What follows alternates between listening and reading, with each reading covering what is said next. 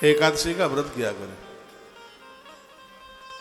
ध्रुव जी महाराज ने बहुत छोटी उम्र में 11 का व्रत किया है, भगवान का उन्हें दर्शन हुआ। कंठ में तुलसी खुद भी पहनी है, बच्चों को पहनाई है। धार्मिक बनी है, पारमार्थिक बनी है। और इधर देख लो थोड़ी देर, 2 ही घंटे की तो बात होती है भाई।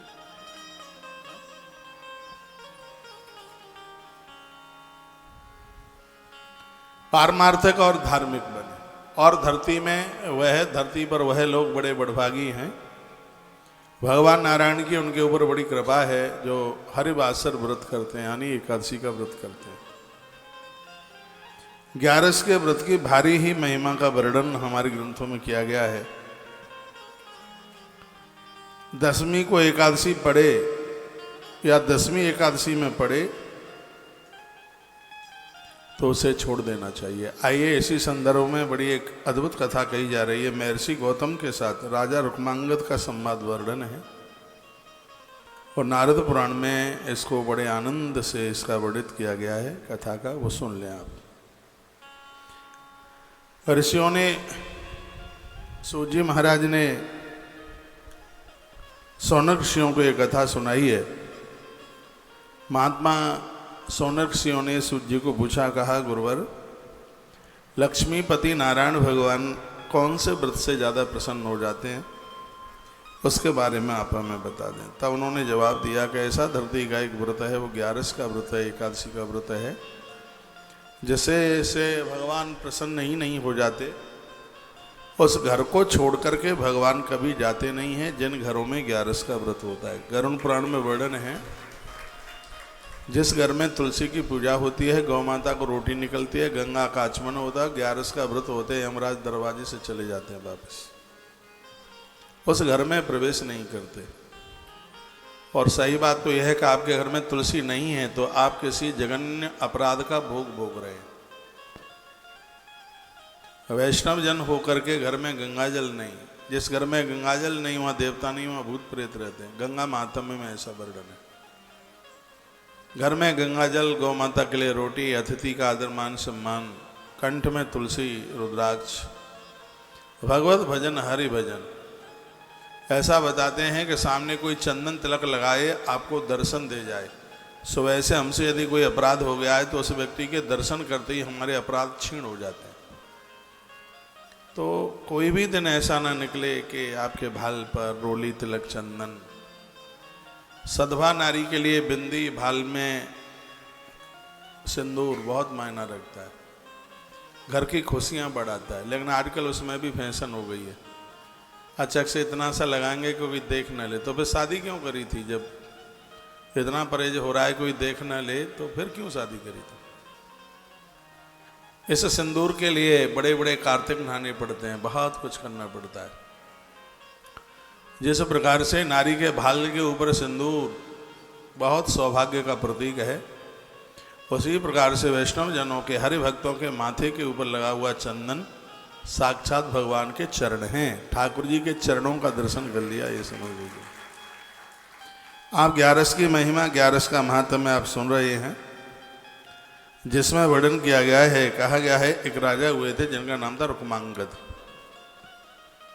एकादशी का व्रत करते हैं। 8 वर्ष से लेकर के 85 वर्ष तक इन्होंने डिंडोरा पिटवाया है और कहा है कि सबको व्रत करना पड़ेगा।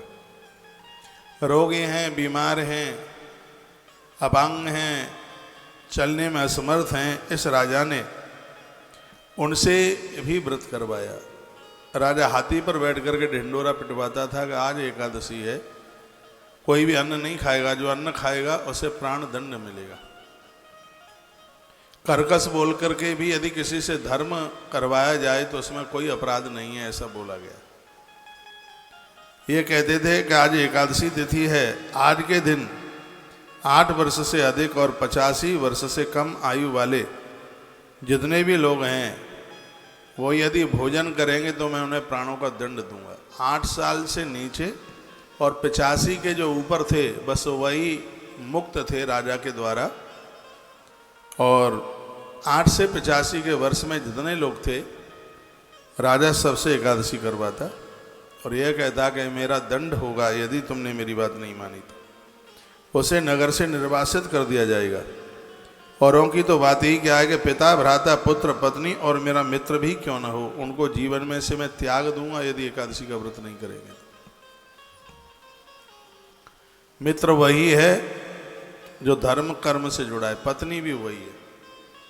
ऐसा बताते हैं कि दुराचारणी स्त्री को छोड़ने में बिल्कुल पाप नहीं लगता, दुराचारी पति को भी छोड़ने में पाप नहीं लगता। दुराचारी यही है, यह नहीं है कि सबरे धर्म स्त्री के ही लिए, पुरुषों के लिए कुछ भी ना हो। पुरुषों के लिए वे सदाचारी बने। कहा गया कि मेरी माँ होगी, पिता होंगे, मित्र होंगे, उनको भी मैं छोड़ दूंगा यदि सदाचारी बनकर के नहीं जिए, 11 का एकादशी का व्रत न किया तो। ये बहुत बड़ी आवाज इस राजा की थी। राजा का नाम था रुक्मांगद। एकादशी मैया के बहुत परम भक्त थे। राजा के इस प्रकार घोषणा करने पर सब लोग एकादशी का व्रत करने लगे और सब भगवान विष्णु के लोक में जाने लगे। यमराज का रास्ता बंद हो गया था। यमराज के यहाँ यमलोक में 28 नरक हैं, 28 नरक के रास्ते बंद हो गए। जितने भी लोग हैं वो सब गरुड़ की पीठ पर बैठते हैं और सीधे भगवान नारायण के धाम जाते हैं। यह एकादशी की महिमा थी। ये बात बस बात कहकर समय पास करने के लिए कथा नहीं है। सत्य यही है कि व्रत तो बहुत हैं पर एकादशी से बढ़कर कोई व्रत नहीं है।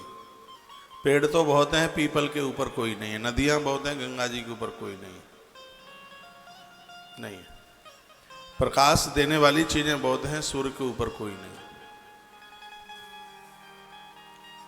धनुधारी बहुत हैं, अर्जुन के समान कोई नहीं है। वैष्णव बहुत हैं, महादेव के बराबर कोई नहीं है। धान बहुत हैं, जौ के बराबर कोई नहीं है। फूल बहुत हैं, कमल के बराबर कोई नहीं है। पत्र बहुत हैं, तुलसी के बराबर कोई नहीं है। यह स्वयं भगवान ने कहा है। भगवान कहते हैं कि जो इस 11 का व्रत करते हैं उनको मैं स्वयं अपना गरुड़ लेकर के लेने के लिए आता हूँ। वो यमराज के संग नहीं जाते, उन्हें वैतरणी जाने की जरूरत नहीं पड़ती। इतनी बड़ी महिमा एकादशी की है। और मैं आपको कल से 11 महात्म्य में सुना रहा हूँ और बड़ा आग्रह पूर्वक निवेदन करूँगा, यदि आपसे हो जाता है तो आप व्रत कर लीजिए 11 का। यदि आप आश्रम में होते तो मैं आपको यह व्रत करवा के ही छोड़ता। इससे बड़ा व्रत नहीं है, इसमें कल्याण छिपा हुआ है। और एकादशी के दिन तीर्थों में पहुंच करके भी जो व्रत नहीं करते, निश्चित रूप से कोई न कोई अभागापन है, कोई न कोई उनका अपराध है, कोई न कोई उनका पाप है। लोग कहते हैं साधुओं के बड़े आनंद हैं, ये कहते हैं मजे हैं।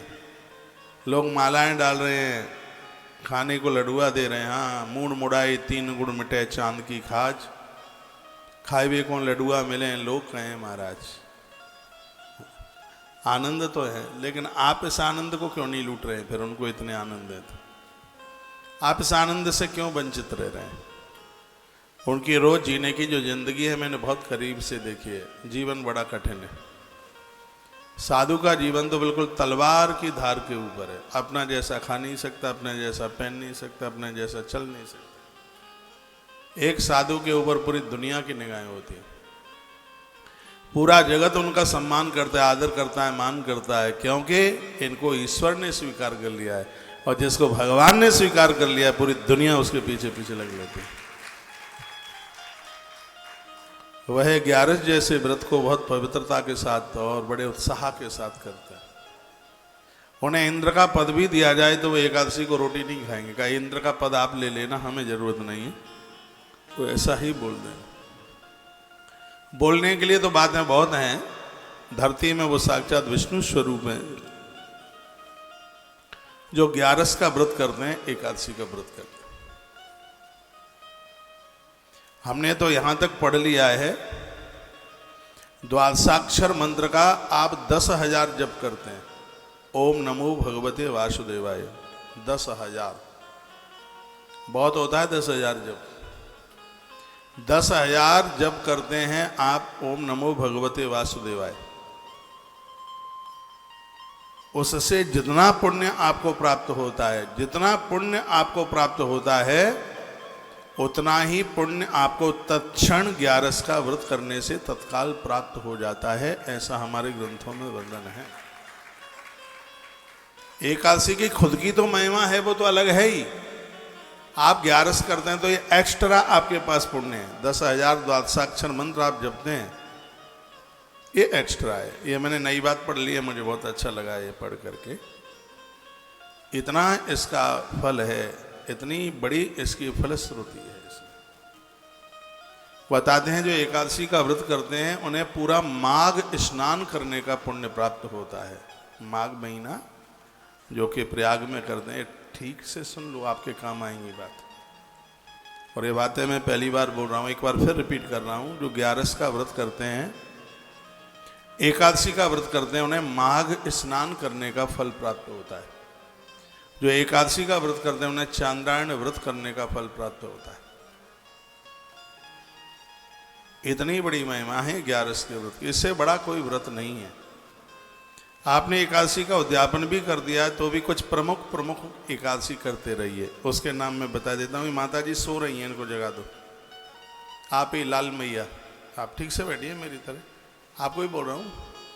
आप ऐसे थोड़ी स्टेरिंग घुमाओ ऐसे।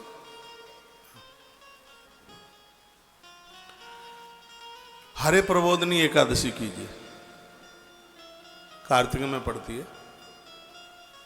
उत्पन्ना एकादशी कीजिए, बहुत अद्भुत है। पद्मा एकादशी कीजिए, बहुत अद्भुत है। आंवले की एकादशी कीजिए, बहुत अद्भुत है। बरूथनी और मोहिनी एकादशी, बैसाखी, दोनों ही अद्भुत हैं, बहुत ज़्यादा। निर्जला, देवसैनी, पापांकुशा, ये वह एकादशी हैं कि यह एकादशी छूटनी ही नहीं चाहिए।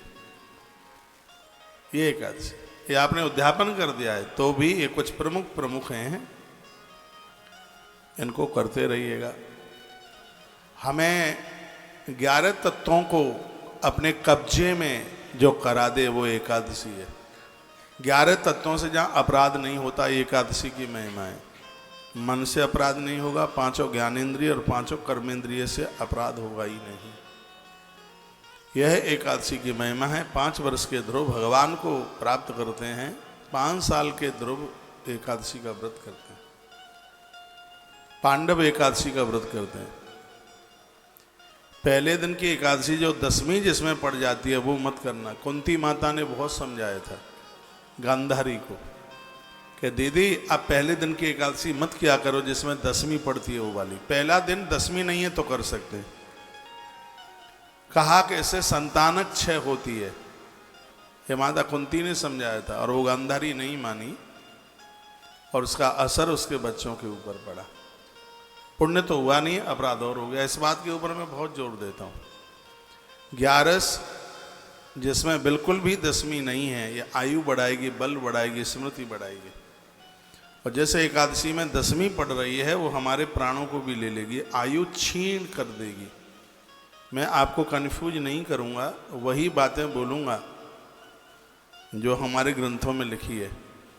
इसलिए आप एक आध बार यहाँ में पूछ लिया करें या हमारी वीडियो वगैरह देख लिया करें तो जिससे कंफ्यूज ना हूँ। एकादशी की महिमा आप सुन रहे हैं। तो रुक्मांगद नाम का राजा 11 का व्रत करता है। पूरा क्षेत्र, पूरी दुनिया उसके संग उस व्रत में लगी है।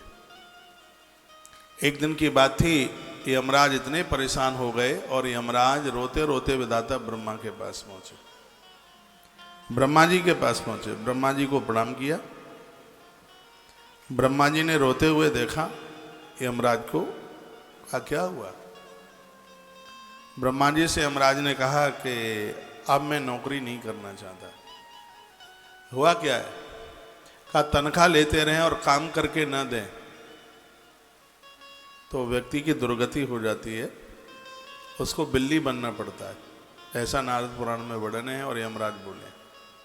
और कई जन्मों तक, बहुत लंबे समय तक उसको कष्ट भोगने पड़ते हैं। जो तनख्वाह लेते रहते हैं, काम करते नहीं हैं, पैसा लेते हैं, मेहनत करके देते नहीं हैं, उस जीव की दुर्गति हो जाती है। भगवान मैं देवताओं से सम्मान ले रहा हूँ, लेकिन काम कुछ रहा नहीं है। 28 नरक में ताले पड़े हैं, मृत्यु लोक से आने का रास्ता बंद हो गया है। कोई भी पापी रहा नहीं मृत्यु लोक में। पहले लोगों ने खूब पाप कर लिए हैं दुनिया भर के। रुक्मांगद नाम के राजा ने सबको एकादशी का व्रत करा दिया है, सगरे पाप जल गए हैं। सब गरुड़ की पीठ पर बैठते बैठते नारायण के भवन विष्णु लोक जा रहे हैं। मेरे यहाँ की तो जरूरत ही नहीं पड़ी किसी को। जब काम ही नहीं तो फिर दाम किस बात का। अब काय की किसकी नौकरी करे। क्या वर्णन किया गया, किसी कार्य के लिए नियुक्त हुआ सेवक काम न होने पर यदि उसी पद पर रहता है और बेकार रहकर स्वामी के धन का उपभोग करता है तो वह निश्चय ही नरकों में गिरता है। यमराज ने कहा। आप जितने भी मुझे सुन पा रहे हैं, अपना बच्चे को भी बोलना और अपने पति को भी बोलना। ऑफिस में जाते हैं टांग पर टांग रख करके न सोते रहे, नहीं तो यह प्रकृति को सब जवाब देना पड़ता है। इस प्रकृति में काम करके ही पानी पीना, काम करके ही भोजन करना, काम नहीं तो दाम नहीं। बहुत लोग बैठे बैठे कुर्सियां तोड़ते रहते हैं, फिर घरवाली को कहते हैं हमारी तो नौकरी बहुत अच्छी है, 8 घंटा सो के आते हैं, कुछ करना ही नहीं पड़ता। आज लग रहा है, लेकिन तब पता चलेगा जब फेफड़े गल जाएंगे, अंदर का तंत्र खत्म हो जाएगा, बीमारियां फैल जाएंगी। मैंने पढ़ा है ये बीमारियां बिना अपराध के नहीं बढ़ती। कोई न कोई पापकृत कर्म होता है तब बीमारी बढ़ती है। वो कोई भी अपराध हो सकता है, असाध्य है बीमारियां हैं, यह बिना अपराध के हो ही नहीं सकती। यह तो हमारे ग्रंथों में बहुत जोर से बात कही गई है। जो लोग पुण्यात्मा हैं वो बिना बीमारी के दुनिया छोड़ के जाते हैं। कल की पुराण में वर्णन है, इस कलयुग में जब निरोगी होकर के व्यक्ति मौत को प्राप्त होता है तो देवसी नारद जी सगरे देवताओं के पास एक चक्कर लगा के आ जाते हैं। कहते हैं देखो तो सही, मृत्यु लोक से एक ऐसा आदमी आ रहा है जिसकी मौत अस्पताल में और दुर्घटना में नहीं, अपनी घर की चौखट के अंदर उसकी मृत्यु हुई है। देवताओं को अचंभा आश्चर्य लगता है। ऐसा जीवन जीने की कोशिश कीजिए जिसमें आप निरोगी रहें। अंत में एक गिलास पानी, एक लोटा पानी भी किसी से मांगने की जरूरत न पड़े। इस युवा में, जवानी में तो लगता नहीं है, अपराध हो जाते हैं पता नहीं लगता, लेकिन ये सब भोगना पड़ता है, सब भोगना पड़ता है। इसलिए ध्यान रहे इस बात के लिए कि बिना मेहनत का हमारे पास आना जाए।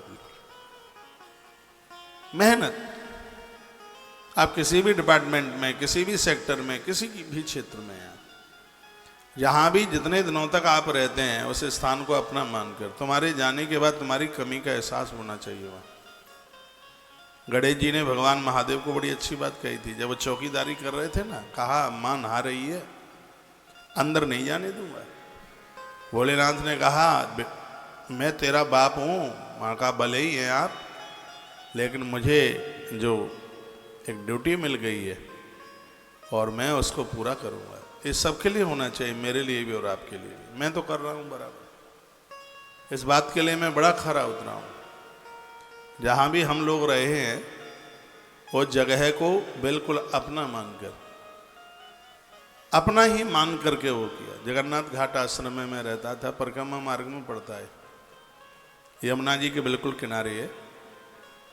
यहाँ मेरा विद्यार्थी काल निकला है। पूज्य ईश्वरपुरी जी महाराज जो विदेश में रहते थे, उन्होंने बड़ा इस आश्रम को डेवलपमेंट किया। विद्यार्थी थे हम वहाँ के, रात रात भर चक्की चलाते थे। लगता ही नहीं था किसी और की चक्की चला रहे हैं, ये लगता था अपना काम।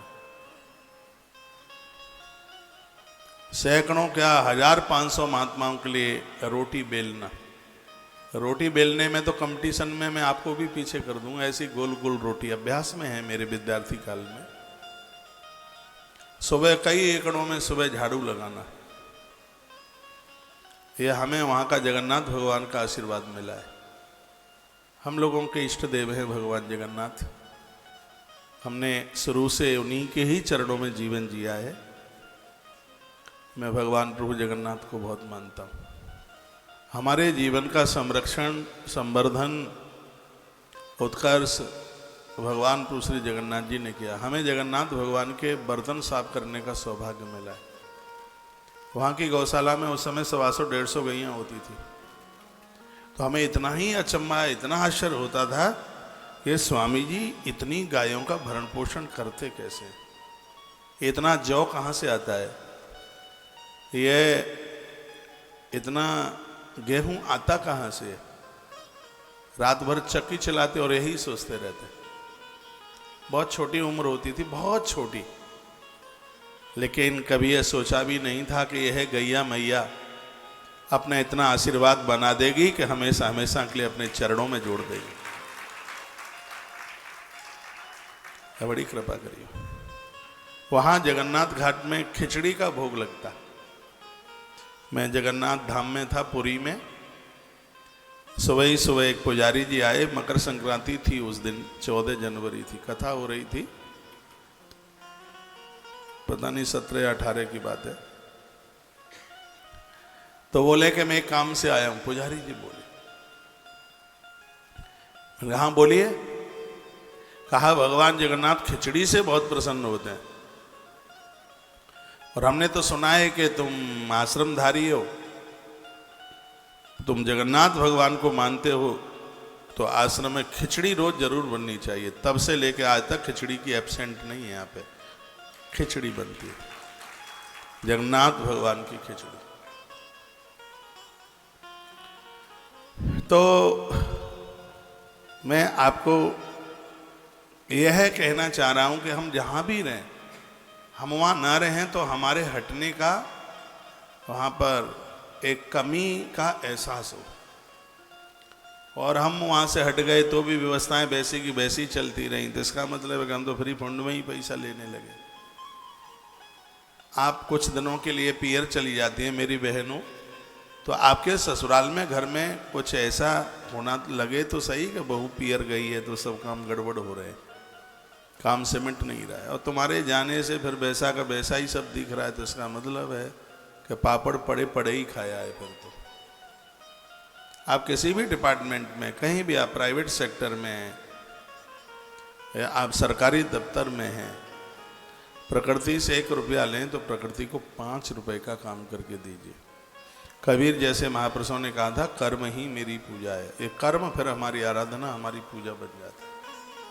मुझे यमराज की बात बहुत अच्छी लगी। यमराज विधाता ब्रह्मा से कहते हैं, यदि काम ही नहीं है तो इस पद पर फिर अब बैठ के क्या करेंगे, क्या सम्मान लेकर के करेंगे। अब नहीं, अब नौकरी नहीं, क्यों, काम नहीं हमारे पास। इसलिए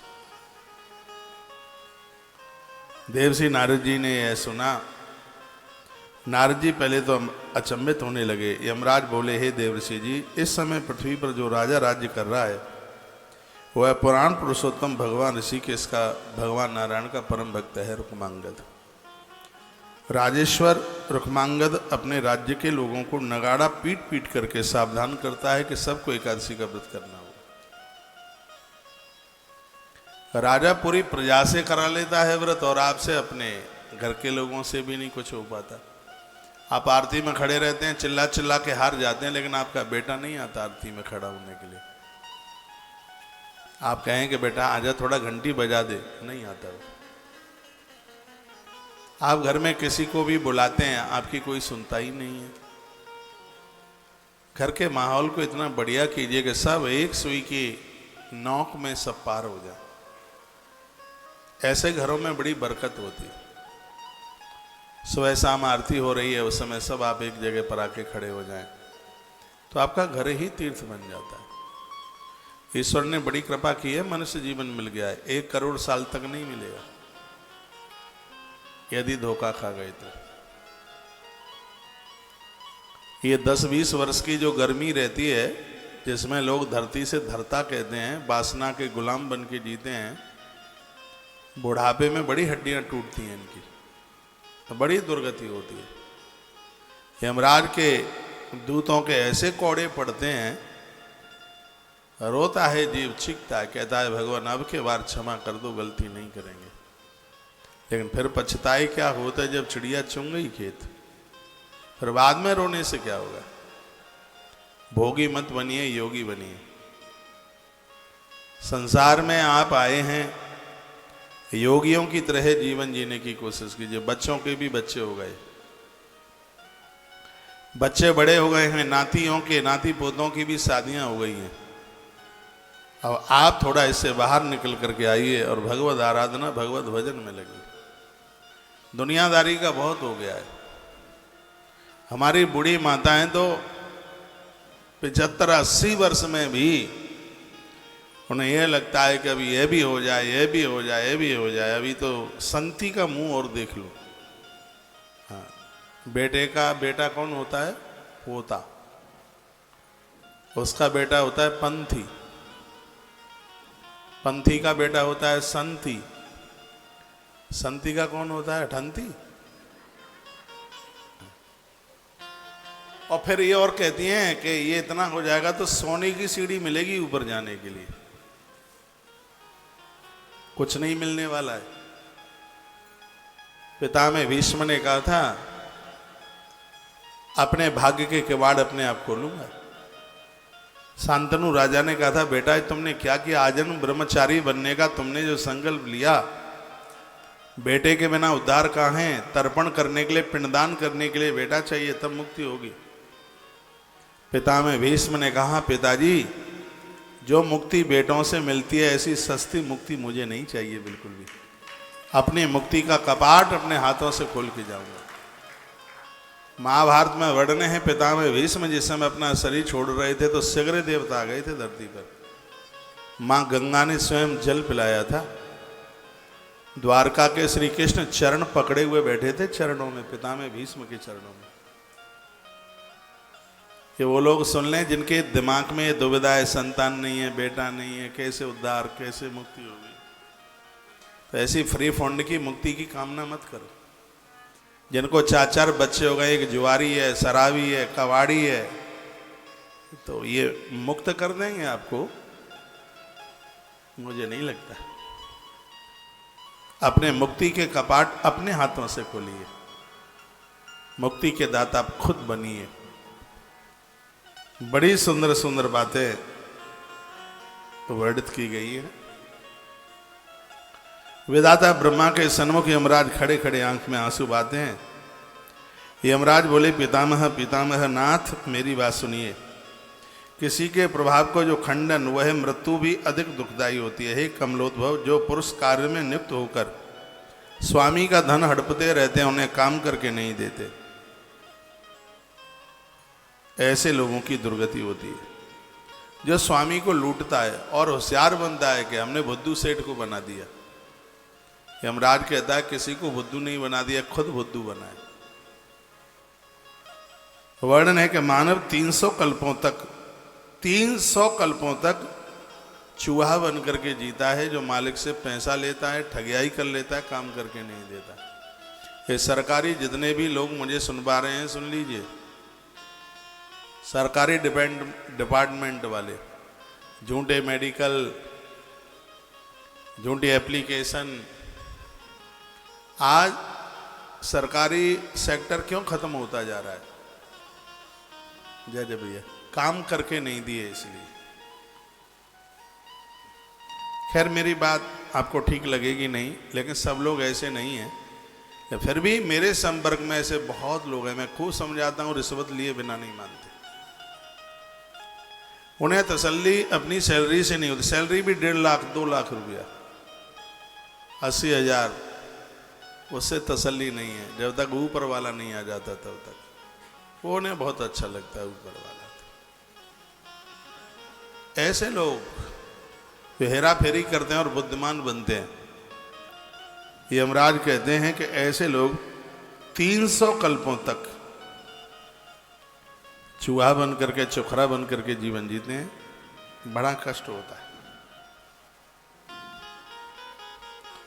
कहा कि हे प्रभु, जो अपना काम बनाता है दूसरे को लूटता है, लेकर के कभी किसी को देता नहीं, वह मंद बुद्धि मानव 300 कल्पों तक चूहा ही बन के जीता है। जो राज कर्मचारी राजा के सेवक को अपने घर के कामों में लगाता है, वह बिल्ली बनता है। सरकारी लोग मुझे सुन पा रहे हों, आपके ऑफिस का चपरासी तुम्हारे बच्चों को छोड़ने जाता है स्कूल में, लेने आता है। सरकार की गाड़ी को तुम अपनी ससुराल लेके जाते, कभी कहीं लेके जाते हैं, और डीजल सब गवर्नमेंट के नाम लिखा जाता है, इसलिए तो भंडाफोड़ सब हो रहा है। ये ग्रंथों ने हमें जीवन दिया है जो सरकारी लोगों को अपने घर के काम धाम में लगाते हैं।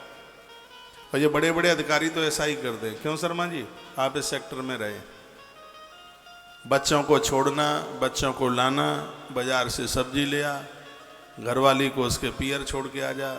वो ज़्यादातर ऐसे वो सरकारी जो बड़े बड़े अधिकारी हैं वो अपने से नीचे वाले लोगों को इसी काम में लगाए रहते हैं। और हमारे ग्रंथों ने इसका विरोध किया। और यमराज बोल रहे हैं ये बात। यमराज ने विधाता ब्रह्मा को कहा है कि मैं ऐसी नौकरी नहीं चाहता, मुझे कष्ट होता है, मुझे तकलीफ है। अब यहाँ लोगों का आना जाना बंद हो गया है, तो मुझे किसी दूसरे काम पे लगा दीजिए। जब यहाँ काम नहीं है तो दूसरे काम पर मुझे लगा दो। क्या अच्छी बात कही है। मेरी भाषा आपकी समझ में आ रही है? ये बात मेरे और आप सब के लिए लागू है।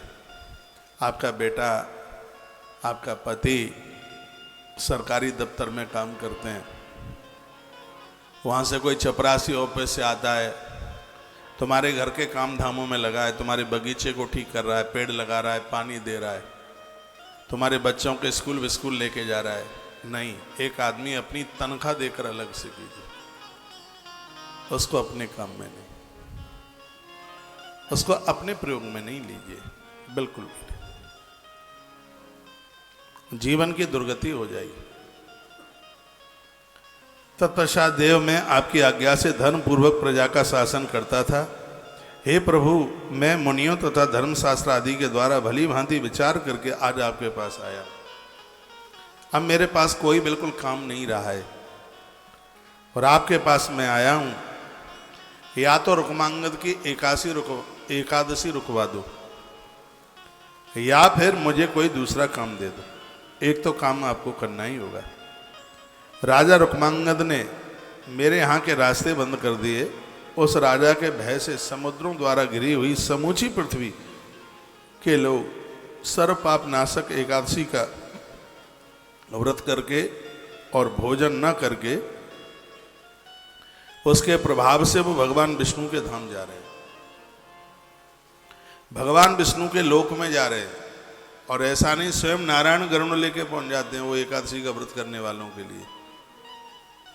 और स्वयं भगवान ऐसे उस भगत को लेके आते हैं जैसे पिता छोटे से बच्चे को घोड़े पर आगे बिठा ले, ऐसा लिखा है। भगवान उस भक्त को गरुड़ पर आगे ऐसे बिठा लेते हैं, जय विजय नगाड़े बजाते हैं और कहते हैं देखो देखो इन महान भावों ने एकादशी का व्रत किया है, देखो देखो इन्होंने 11 का व्रत किया है। देवता आकाश से फूलों की वृष्टि कर दें, दुंदुबियां बजाते हैं, जयकार जय उद्घोष होता है। एकादशी करने वाले लोगों का इतना आदर होता है, इतना मान होता है, इतना सम्मान होता है। सास ससुर सब तर रहे हैं। देखो इसमें कितनी बढ़िया बात कही है। का घर की बहुएं व्रत कर रही हैं और सास ससुर के लिए गरुड़ लेने को जा रहा है। ये बिल्कुल सही है। घर की बहुएं बेटे आप जो सत्कर्म करते हैं इसका पूरा फल आपके पुरखों को प्राप्त होता है, बर्डन से मिलता है उन्हें। इसमें यही लिखा है, यमराज कहते हैं कि बहू और बेटे व्रत कर रहे हैं और उसका फल पहले से मेरे यहाँ नरक में कुछ लोग पड़े। यमराज कहता है, यमराज कहता है कि पहले से मेरे यहाँ कुछ लोग नरक में पड़े हुए थे और अचानक देखा तो भगवान नारायण वहाँ आकर के प्रकट हो गए। मैंने कहा प्रभु आप क्यों आए? कहा ये जितने भी नरक में पड़े हुए हैं अब ये तुम्हारे यहाँ नहीं रहेंगे, ये सीधे मेरे बैकुंठ जाएंगे। मैंने नारायण को पूछा ऐसे कैसे हो गया? कहा धरती पर इनके बेटा और बहू ने एकादशी का व्रत करके इनको समर्पित कर दिया, इसलिए मुक्त हो गए। 11 का व्रत इनके लिए समर्पित कर दिया है। अब ये नरक के लायक नहीं रहे, अब ये है सीधे मेरे बैकुंठ जाएंगे, मेरे धाम जाएंगे। तो यहां तो सब दंड नीति ही बदल गई है। पापियों को मैं उधर दंड देता हूं, इतने में भगवान आके वहां प्रकट हो जाते, कहते हैं छोड़ो इनको। मैं बार बार कहता हूं ऐसा क्यों हो रहा है? कहा कि इनके वंशधरों ने एकादशी का व्रत धरती पर करके इनके लिए समर्पित कर दिया है, अब ये नरक में नहीं रहेंगे। अब ये मेरे धाम जाएंगे। कुमांगद राजा के राज्य में ऐसा ही हो रहा था। पहले इन लोगों ने इतने पाप किए हैं, इतने जानवर मारे, इतना कष्ट जीवों को दिया, ये मेरे यहाँ नरक में आए। लेकिन अब वहाँ धरती पर इनके जो वंशधर लोग हैं वो एकादशी का व्रत कर रहे हैं, उसकी वजह से मेरा नरक खाली हो गया। और आज विधाता जी मैं आपके पास तब आया हूं जब मेरे नरक में एक भी कोई आदमी नहीं है, एक भी जीव नहीं है। एकादशी ने तो सबको ही मुक्त कर दिया। किसी की पत्नी व्यभिचारिणी थी, गलत काम करके यहां आई, हमने उसके शरीर में कीले ठोक दिए, तेल कढ़ावे में उसको डाला, कुंभी पाक नरक में उसको फेंका, और मेरे दूत उसको कुंभी पाक नरक में तेल के कड़ावे में घुमाई रहे थे। इतने में भगवान विष्णु वहां पधार गए।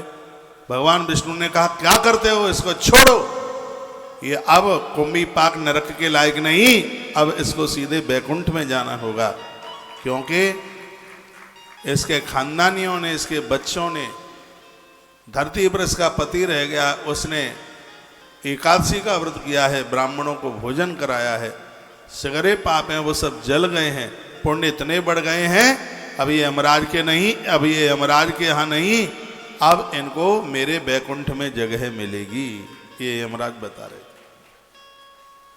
ताली आज मत बजा देना हो।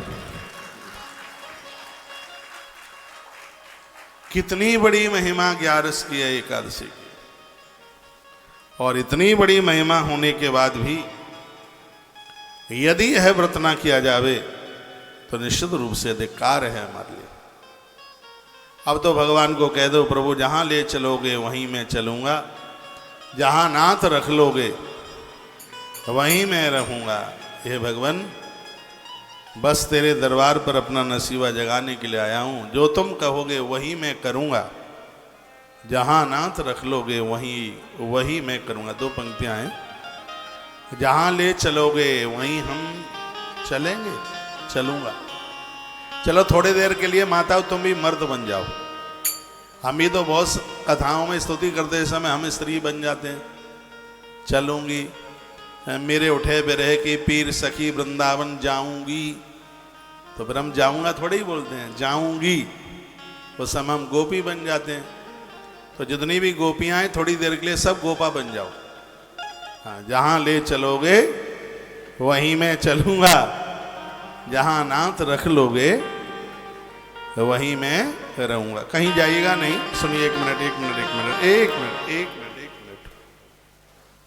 अभी कथा चल रही है, लाइव टेलीकास्ट सत्संग टीवी पर आप देख रहे हैं, और जो लोग कल शाम को कथा नहीं सुन पाए हैं एकादशी महात्म में, 1 बजे के बाद में वो कल की कथा शुरू हो जाएगी। पहले आधा घंटे का जो खाटू श्याम चरित्र कल छूट गया है वो संस्कार टीवी पर आप सुनेंगे।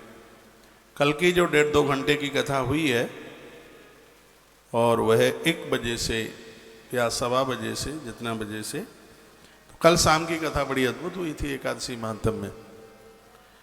तो 4 बजे तक सत्संग टीवी पर है प्रसारण, और 4 बजे से लेकर 7 बजे तक संस्कार टीवी पर है।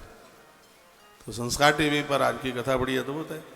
उससे पहले जैसे आप 4 बजे सत्संग टीवी पर कार्यक्रम पूरा होता है तो देर न लगाएं, तत्काल सत्संग टीवी पर पहुंच करके कथा पूरी सुन लें। कल खाटू बाबा का, खाटू श्याम जी का चरित्र थोड़ा अधूरा रह गया था आधे घंटे का, उसको संस्कार टीवी पर और सत्संग टीवी पर दोनों पर आप उसे सुन लीजिएगा।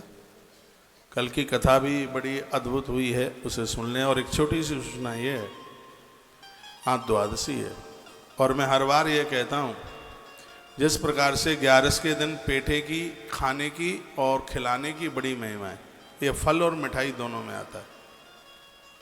आगरा के व्यापारी तो बड़े खुश होते होंगे, उनका पेठा ज़्यादा बिकने लगा है, बोलते हैं मुझे, लोगों की समझ में आ गया। शिव महापुराण में 12 दानों में पेठे को लिया गया। मैं हर एकादशी को थोड़ा सा पेठा खाता हूँ, और यहाँ बंटता तो, वितरित तो बहुत होता ही है। उसी प्रकार से द्वादशी के दिन बहुत बड़ी महिमा है, जितने भी पुण्य हैं वो सब चावल में वास करते। चावल का एक नाम है अक्षत। द्वादशी के दिन यह चावल लोगों के मुंह में पड़ेंगे, उनका पुण्य अक्षय हो जाएगा, खानदान अक्षय हो जाएगा। हर द्वादशी के दिन हम एक 10 सेर 10 किलो चावल आप सब भक्तों से ले लेते हैं। 500 रुपये का सहयोग उसका होता है। लोग करते हैं सहयोग, तो ये भंडारा चकाचक चलता रहता है। आप यहाँ कई बार आए हैं, आज भी आए हैं, पूर्व में भी आए हैं। तुलसीवन आश्रम में भोजन प्रसाद चलता ही रहता है। कभी किसी को ये नहीं पूछा जाता कि आप कहाँ से आए। अभी मैं उधर गौशाला में था तो किसी ने मुझे पूछा कि महाराज जी ये नाश्ता है कि भोजन है। मैंने कहा नाश्ता ही है, भोजन तो 1 बजे होगा। कहा ये नाश्ता है, मटर पनीर है इसमें, और इसमें गोभी की सब्जी है, जलेबी है, उसमें दही है, बूरा है, 2 तरह की पूड़ियाँ हैं। मैंने कहा ये सब गौ माता की कृपा है, कौन किसको क्या खिला सकता है। इसको आप गौ माता का प्रसाद समझ करके ही इसको आप स्वीकार करें। गौ माता सिद्ध होकर के बैठी है यहाँ, आशीर्वाद दे के जाइए कि भंडारे ऐसे ही चलते रहे। बैसाख मास की आज की सेवा में छत्रदान है, छाता, बढ़िया वाला छाता है। और दादाजी आप कहाँ चल पड़े हैं? गेट में। कहाँ जा रहे हैं आप? हाँ, कहाँ जा रहे हैं? अच्छा, ठीक है। प्रसाद लेके चले जाते, भोजन, ठीक है। आज छाते का दान है। जिन्होंने 6000 रुपया जमा किए हैं उनको अलग से करने की जरूरत है नहीं। जो रोज की रोज एक दिन का करते हैं तो उनके लिए आज 300 रुपये की सेवा है। जो भी आश्रम के नंबर अकाउंट आपके पास है उसमें आप देख लीजिए। प्रमुख रूप से आज अक्षत दान जो हर द्वादशी को होता है, इस सेवा के साथ आप जरूर जुड़िएगा। अब विशेष रूप से गोदान की व्यवस्था, बहुत बड़ी व्यवस्था की जा रही है। 5 तारीख को बैसाखी पूर्णिमा है। बाहर भी मुझे आप लोग सुन पा रहे हैं, बैसाखी पूर्णिमा को श्रीधाम वृंदावन पधारे आप पूर्णिमा से। यहाँ विशेष रूप से सत्यनारायण भगवान की कथा का आयोजन है। उस दिन यज्ञ का भी कार्यक्रम है। और जो बैसाख में नहाए हैं, व्रत उपवास वगैरह किया है, तो आप श्रीधाम वृंदावन पधारिए और हम और आप मिलकर के बैसाखी महोत्सव मनाएंगे। लास्ट का दिन है बैसाख के महीने का। और ऐसा बैसाख आप नहीं मना पाए होंगे पहले। कैसा मनेगा आप देख लीजिएगा आके। आप अभी जाके भी 5 तारीख तक लौट के आ जाइए। 5 तारीख को आ जाइए। 5 तारीख को अद्भुत यहाँ पर उत्सव है। तो यहाँ के इन सेवा कार्यों के साथ आप जरूर जुड़ते रहिएगा। एक बार आप गौशाला जरूर पहुँचें। यह पूरा का पूरा आयोजन गौ माता के लिए हो रहा है। आज भगवत कृपा से गौ माता के लिए इतनी बड़ी व्यवस्था की जा रही है। ये तो आप 1 साल बाद आके देखिएगा, आप ये कहोगे कि ये हकीकत में कि हम सपना देख रहे हैं। पूरे आरसीसी के लेंटर के साथ 1000 गौसदन का काम इतनी जोर से चालू हुआ है। यहाँ गैया मैया की ऐसी व्यवस्था है, गद्दा पर गैया सोती है। सुबह 4 बजे भोजन, दोपहर को 11 बजे, फिर शाम को 5 बजे। यहाँ आपकी गैया का गोदान साक्षात गौलोक में गैया मैया रह रही है, समझ लो। 5 तारीख को, वैसे तो बैसाख का महीना है, हर दिन गोदान हो सकता है, लेकिन एक विशेष रूप से फिर 5 तारीख को व्यवस्था की गई है। कल प्रदोष का दिन है। कल आप नंदी दान में भी अपने आप को जोड़ें। एक नंदी दान का महात्म्य 10 गायों के गोदान के बराबर है। ये बात मैंने पूर्व में भी आपको बोली है। आपको टाइम हो, एक ही परिसर में आपको 5000 ब्राह्मण संतों का दर्शन होगा। जैसे यहाँ 1 बजे आरती हो, मैं भी सीधे गौशाला की तरफ जाऊंगा और आप भी उधर पधारिए। एक बार देखिए तो सही कि एकादशी का उद्यापन कैसे होता है। भगवान कृपा करे आपको भी अपने माता पिता के निमित्त यह सौभाग्य प्राप्त हो। यहाँ का नज़ारा देख लें आप एक बार। वहाँ बड़ा आनंद हो रहा है, भारी भीड़ है वहाँ। जो मैं बोल रहा हूँ वो टीवी पे आ नहीं रहा है। भंडारा तो सुबह से ही चालू हो ही जाता है। सबको मैं जमा करके परोस करके और उसके बाद में ही मेरा वहाँ से आना हुआ है। एक एक ब्राह्मण दुनिया भर का सामान लेकर के, वो टम्पू लेकर के करके आते हैं। एक बार वहाँ देखें आप कि एकादशी उद्यापन होता कैसे है। और हमें विश्वास है एक बार आप जब यहाँ का देख लेंगे तो आपका मन नहीं मानेगा, आप कहेंगे कि हमारा एकादशी उद्यापन तुलसी वन आश्रम में ही होना चाहिए।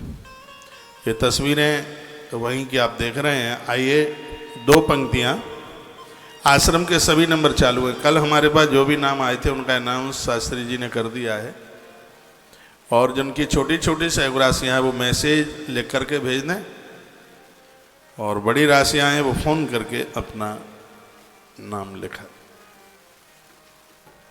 आइए, जहाँ ले चलोगे वहीं मैं चलूँ। सब गाएंगे।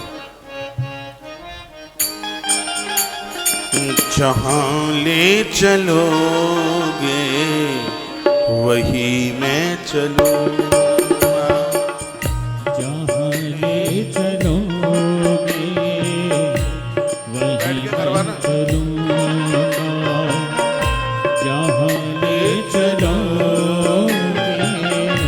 वही मैं चलूँगा, जहाँ हाथ रख लोगे, जहाँ हाथ रख लोगे वही मैं रहूँगा, जहाँ ले चलोगे वही मैं चलूँगा।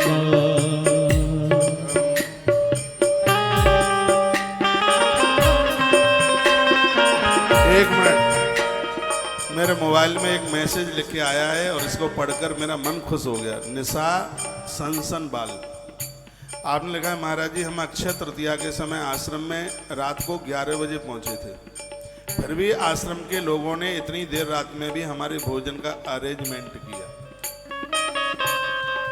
यहाँ तो आने वाला हर व्यक्ति राधा माधव का रिश्तेदार है।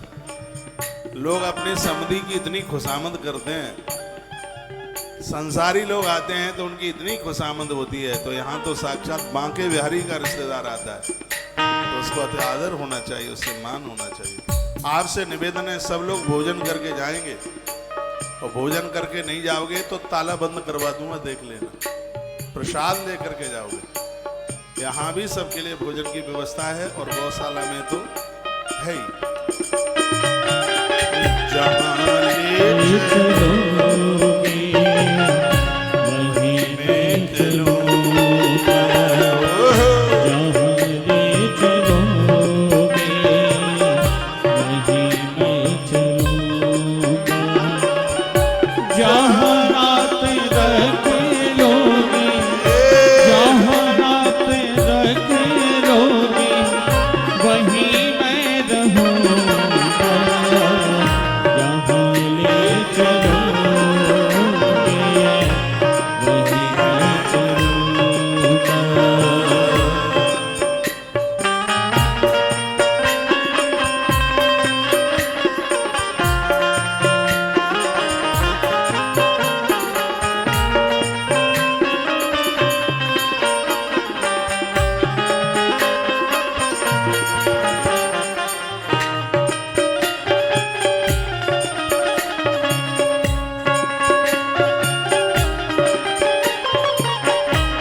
चरणों में आया हूँ नसीबा जगाने, चरणों में आया भगवान नसीबा जगाने, चरणों में आया हूँ नसीबा जगाने, चरणों में आया भगवान नसीबा जगाने, किस्मत में अपनी काना, किस्मत में अपनी काना बदल के रहूँगा, जहाँ ले चलोगे वही मैं चलूँगा, जहाँ ले चलोगे वही मैं चलूँगा।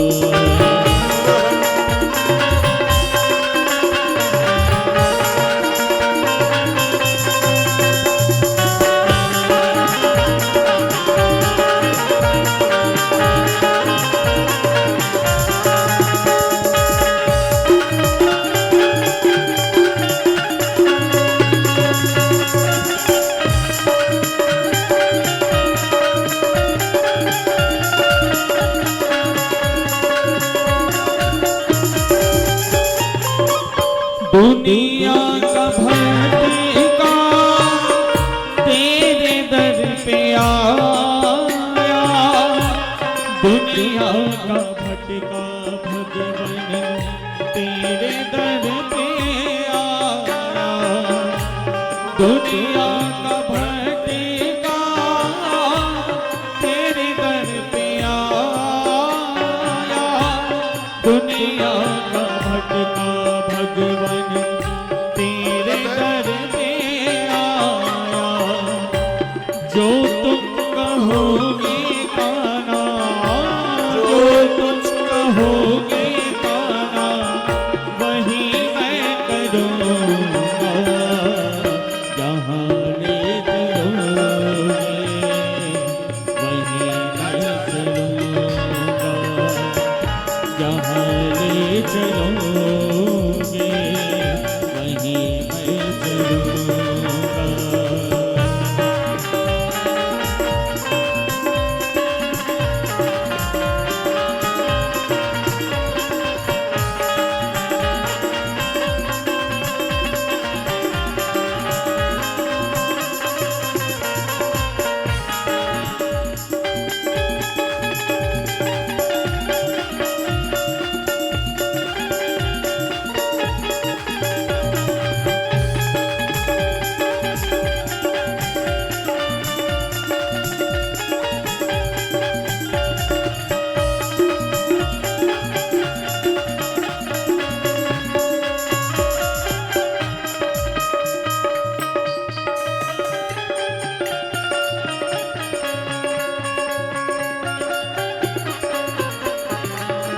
तुम्हारे सिवाय मेरा कोई भी नहीं है, तुम्हारे सिवाय भगवन कोई भी नहीं है, तुम्हारे सिवाय मेरा कोई भी नहीं है, तुम्हारे सिवाय भगवन कोई भी नहीं है। चरणों का तेरे का नाम, चरणों का तेरे का नाम, पुजारी बनूंगा। जहाँ ले चलोगे वहीं मैं चलूँगा, जहाँ ले चलोगे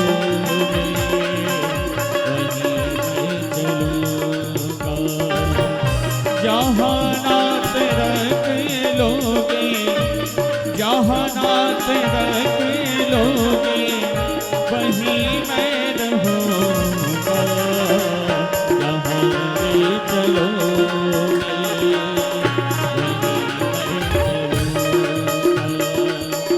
जहाँ ले चलोगे वहीं मैं चलूँगा।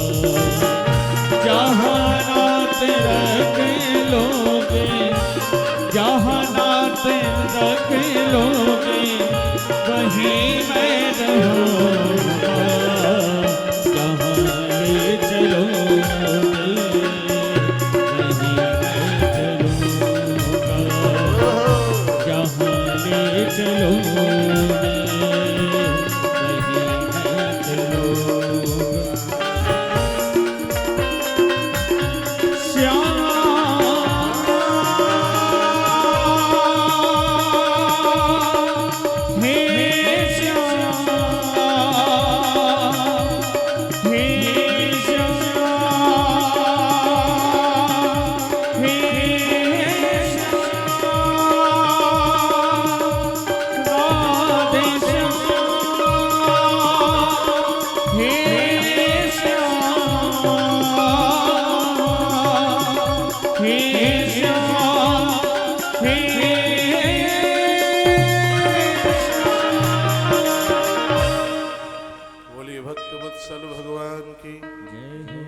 श्री हनुमंत बलवंत महाराज की जय जय जय श्री राधा श्री राधा श्री राधा श्याम।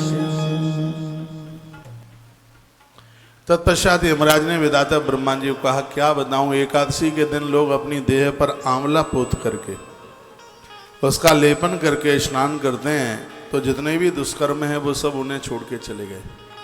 स्वयं यमराज ये बात कह रहे हैं। एकादशी के दिन देह के ऊपर आंवला लगाकर आंवले का रस या बाल्टी में डालकर उसे स्नान किया जाए तो नारद पुराण के अंतर्गत एकादशी महात्म्य में लिखा हुआ है कि उन लोगों के संपूर्ण पाप क्षीण हो जाते हैं, जल करके राख हो जाते हैं। यमराज कहते हैं कि लोगों ने इतनी होशियारी दिखाई है और अपने पाप समाप्त कर लिए। 1000 वर्ष हो गए हैं राजा को व्रत करते करते, राजा रुक्मांगद को व्रत करते हुए 1000 वर्ष पूरे हो गए हैं और उसका यह परिणाम यह निकला है कि धरती पर कोई अपराधी नहीं रहा है, धरती पर कोई पापी नहीं रहा है। 1000 वर्ष तक जिन्होंने अपने अन्न को जीत लिया। हे विधाता, मैं आपके पास चल करके आया हूँ, कैसे भी आप मेरी तरफ विचार करें, मेरी तरफ आप सोचें। लक्ष्मीपति का प्रिय भक्त रुक्मांगद यदि पृथ्वी पर रह जाएगा तो वह संपूर्ण लोक को भगवान विष्णु के अनामय धाम वैकुंठ में ही पहुंचा देगा। इसलिए आपसे हमारी यह प्रार्थना है कि आप या तो उसका एकादशी का व्रत उसका बंद करवा दें या फिर मुझे इस स्थान से, इस पद से हमें अलग कर दे। ये बात कही गई तो विधाता ब्रह्मा क्या बोले? विधाता ब्रह्मा ने कहा कि दूसरों की साधना आराधना को, तपस्या को देख करके जो जलते हैं उनके पुण्य क्षीण हो जाते हैं। तुम्हें जलन क्यों हो रही है? यमराज ने कहा मुझे जलन नहीं हो रही है, मेरे पास कोई कार्य नहीं रहा है, इसलिए मैं आपके पास चल करके मैं आया हूं। वर्णन किया गया है कि कहा गया है, दाता ब्रह्मा कहते हैं कि तुम्हें पता है जो एकादशी का व्रत नहीं करता वो जिंदा होने पर भी मृत तुल्य है। ब्रह्मा जी अब अपना प्रवचन शुरू कर दिए। राजा ने 11 का व्रत करा करके कितनों का उद्धार कराया। इसमें कहा गया जो 11 का व्रत नहीं किए, करते नहीं है, वो जिंदे जी होने पर भी वो मृत तुल्य है। हे सूर्यनंदन, जिनके नाम का उच्चारण करने मात्र से परम पद की प्राप्ति हो जाती है, उन्हीं की प्रीति के लिए इस राजा ने एकादशी का उपवास किया। वैकुंठ धाम को वो क्यों नहीं जाएगा? भगवान श्री कृष्ण के लिए किया हुआ एक बार का प्रणाम 10 अश्वमेध यज्ञ के बराबर है। यह विधाता ब्रह्मा कहते हैं। भगवान श्री कृष्ण को यहाँ कथा एकादशी महात्म्य से जुड़ी हुई है, वैसे वो हर देवता के लिए कहा गया है। आप किसी मंदिर के आगे से आप निकलते हैं, मंदिर में जाने को समय नहीं है तो गर्दन नीचे एक बार झुका के प्रणाम कर लो, गाड़ी का हॉर्न बजा दो, गुम्मट के ऊपर जो ध्वजा लगी हुई है उसका दर्शन कर लो। इसमें वर्णन है कि हम देवताओं को एक बार प्रणाम कर लेते हैं, 10,000 वो 10 अश्वमेध यज्ञ के बराबर उसका फल हो जाता है। आपके घर में जो भी मंदिर है, नित्य आप घर से बाहर जा रहे हैं तो मंदिर में धोख लगा के प्रणाम करके ही आप निकले। स्वयं विधाता ब्रह्मा कह रहे हैं कि ईश्वर को एक बार के प्रणाम करने से 10 अश्वमेध यज्ञ करने का फल तत्काल प्राप्त हो जाता है। फिर उस कृष्ण की एकादशी, और जो इसको कर लेते हैं तो उन्हें तो कुरुक्षेत्र में जिंदगी भर रहने पर जितना फल प्राप्त होता है, पुष्कर में जिंदगी भर रहने पर जितना फल प्राप्त होता है, उनको सिर्फ इस 11 का व्रत करने मात्र से उन्हें उस फल की प्राप्ति हो जाती है। यह विधाता ब्रह्मा कहने लगे त्रिभुवननाथ पुरुषोत्तम ने धरती पर जिनको जन्म दिया है उनके लिए एकादशी का सेवन अवश्य में करना चाहिए। जो लोग स्वस्थ हैं वो तो यह व्रत कर ही सकते हैं। विधाता ब्रह्मा कहते हैं आप यदि अस्वस्थ भी हैं और आप अन्न नहीं छोड़ सकते हैं, व्रत नहीं कर सकते हैं, तो आप 26 नाम एकादशी के उच्चारण कर लें, उससे भी आपको 11 करने का ही फल प्राप्त होता है। ये बात तो मैंने पहले भी बोली है। तुलसी की माला लें, एक एकादशी को आप 108 बार जपें, फिर जब वो पूरी हो जावे, एकादशी टोटली 26 है तो इसमें आपको 26 माला करनी होगी, हर एकादशी की एक माला। तो 26 एकादशी है तो 26 माला हो गई है। यदि आपने 26 माला कर ली है तो आपको पूरा 11 करने का ही फल प्राप्त होता है। ऐसा श्री देवर्षि नारद जी बोले। नारद जी कहते हैं कि भगवान को प्रसन्न करने के लिए 11 के व्रत से बड़ा और कोई दूसरा व्रत भी नहीं है, ऐसा कहा गया। एक बार जयकारा लगाइए, बोलो भक्त वत्सल भगवान की। श्री हनुमान जी महाराज की जय जय। क्या सुंदर श्लोक लिखा है। एको ही कृष्णस्य कृत प्रणामो दशाश्वमेधा व्रतेन तुल्य दशाश्वमेधि पुनरेत जन्म कृष्ण प्रमाणो न पुनर्भवाय। इस श्लोक का अर्थ है विधाता ब्रह्मा कहते हैं कि एक बार कृष्ण को प्रणाम करने से 10 अश्वमेध यज्ञ करने का फल है। तो वो कहते हैं कि किसी ने 10 बार अश्वमेध यज्ञ कर लिया उसका तो धरती पर जन्म भी होता है, जन्म हो सकता है, लेकिन जिसने कृष्ण को प्रणाम किया है उसका धरती पर जन्म नहीं, वो भगवान का पार्षद बन के ही रहता है ऊपर। तो इसकी तो महिमा उस यज्ञ से भी बढ़ करके। तो मैं आप सबको कहूँगा, प्रातः आप जागते हैं तो अपने घरों में जय श्री कृष्णा ऐसा कह के चाची राम राम जी, माँ राम राम, आपके दिन का आरंभ भगवत नाम उच्चारण से।